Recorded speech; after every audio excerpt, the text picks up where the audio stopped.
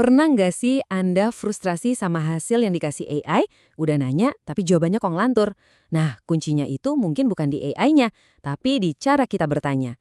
Hari ini kita bakal kupas tuntas soal prompt engineering, sebuah keahlian yang penting banget buat ngebuka semua potensi AI di dunia bisnis. Pertanyaannya kedengeran aneh ya. Emang AI punya bahasa sendiri? Intinya tuh begini, gimana caranya kita nerjemahin ide-ide brilian di kepala kita jadi sebuah instruksi yang bisa dimengerti sama mesin? Tenang, ini bukan sihir kok. Ini adalah sebuah keahlian yang bisa kita pelajari bareng-bareng. Dengerin kutipan keren ini dari pakar AI Andre Karpati. Bahasa pemrograman baru yang paling hot saat ini adalah bahasa Inggris. Wow, ini benar-benar ngubah cara kita mandang teknologi kan? Artinya, kita semua, siapapun itu, sekarang bisa jadi programmer AI. Modalnya, ya bahasa yang kita pakai setiap hari. Oke, ini dia agenda kita untuk pembahasan kali ini.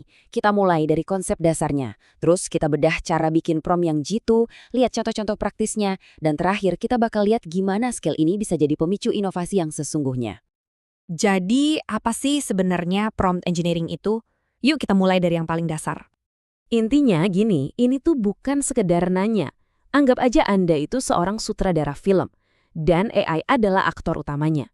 Anda kan nggak cuma ngasih naskah, tapi juga ngasih arahan yang detail banget biar aktingnya sempurna. Nah, itulah prompt engineering. Coba lihat bedanya, jauh banget kan? Kalau kita cuma nanya, ceritakan tentang media sosial, ya paling dapat esai umum. Tapi, dengan prompt yang lebih spesifik, kita bisa dapat analisis strategis yang siap pakai. Inilah kekuatan dari sebuah presisi. Nah, ini poin yang penting banget. Jangan pernah berharap dapat hasil sempurna di percobaan pertama. Prompt engineering yang efektif itu proses yang iteratif. Anda kasih instruksi, lihat hasilnya, terus perbaiki lagi instruksinya. Anggap aja ini lagi ngobrol, bukan monolog. Sekarang, mari kita bedah anatomi dari sebuah prompt yang efektif. Saya akan kenalin sebuah kerangka kerja yang simple tapi powerful banget, namanya ROSIS. Ini bakal bantu Anda bikin prompt yang jauh lebih baik secara konsisten. Kerangka kerja ROSIS ini punya 5 elemen. R untuk role atau peran. Kasih AI sebuah identitas, misalnya kamu adalah seorang ahli strategi pemasaran. O untuk objektif atau tujuan, jelaskan apa yang mau Anda capai. S untuk steps atau langkah-langkah, kasih tahu prosesnya. E untuk examples atau contoh, kalau perlu kasih lihat contoh hasil yang bagus. Dan terakhir, S lagi untuk sense check atau pemeriksaan ulang, kasih batasan dan aturan mainnya. Nah, semua prinsip di balik rangka kerja ROSIS tadi itu sebenarnya bisa kita ringkas jadi 4 pilar utama ini. Niat itu soal kejelasan tujuan Anda. Konteks itu ya bagian dari ngasih peran dan langkah-langkah. Kehususan adalah kunci di semua elemennya. Dan kejelasan itu jadi fondasi dari semuanya. Gampang kan? Oke, teorinya cukup. Sekarang waktunya kita praktek. Mari kita lihat gimana kerangka kerja ini bisa diterapin di berbagai peran bisnis yang berbeda. Mari kita lihat gimana kerangka kerja ROSS bisa kita pakai di sini. Coba perhatiin deh, setiap awalan prompt ini tuh udah langsung ngasih peran dan tujuan. Jadi AI-nya dari awal udah punya gambaran yang jelas banget harus ngapain. Oke, kita dalemin contoh yang pertama ya. Ini kasus buat Departemen Teknologi Informasi atau IT. Bedanya kelihatan banget kan? Yang satu cuma bakal ngasih tips-tips umum.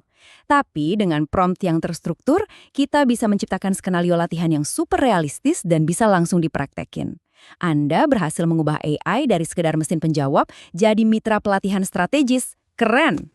Oke, kita lanjut. Sekarang gimana kalau kita terapkan ini untuk tim operasional, di mana perencanaan itu adalah segalanya. Lihat deh, cuma dengan nambahin konteks yang spesifik, kasih peran dan tujuan yang jelas, yaitu rencana respons krisis untuk layanan kesehatan, pertanyaan umum tadi langsung berubah jadi alat perencanaan yang sangat kuat. Hasilnya, kerangka kerja yang relevan dan bisa langsung dipakai. Contoh terakhir, kita fokus ke Departemen Kepatuhan atau Compliance yang tugasnya itu mastiin semua kegiatan perusahaan sesuai sama aturan yang ada. Dengan nyebutin hal-hal penting kayak enkripsi, kontrol akses, dan aturan spesifik seperti HIPAA, Anda itu lagi memerintahkan AI buat bikin protokol yang detail dan sesuai regulasi. Ini bedanya antara cuma dapat saran umum sama dapat dokumen yang benar-benar siap pakai. Sekarang, yuk kita lihat gambaran yang lebih besar. Prompt engineering itu bukan cuma soal dapat jawaban yang lebih baik loh, tapi soal mendorong inovasi di dalam bisnis. Teknologinya sih udah siap. Pertanyaannya sekarang, kita siap nggak buat manfaatinnya? Dan ini bukan cuma teori, perusahaan yang udah nerapin ini bener-bener lihat hasil nyata. Bayangin deh, ninjau kontrak 75% lebih cepat, atau ningkatin produksi konten sampai 200%. Ini bukan lagi soal efisiensi, ini soal transformasi. Skill ini bener-bener jadi game changer. Pada akhirnya, kesimpulannya begini. Keahlian ini tuh ibarat jembatan. Jembatan yang ngehubungin niat dan ide-ide kompleks di kepala kita jadi instruksi yang bisa dimengerti dan dieksekusi sama mesin dengan akurasi yang luar biasa. Jadi, saya mau tinggalin Anda dengan satu pertanyaan ini. Alatnya udah ada di depan mata, siap buat ngikutin arahan Anda. Dengan pemahaman baru soal cara berkomunikasi yang efektif ini, batasannya sekarang bukan lagi di teknologi, tapi di imajinasi Anda. Kira-kira, apa hal luar biasa berikutnya yang akan Anda ciptakan?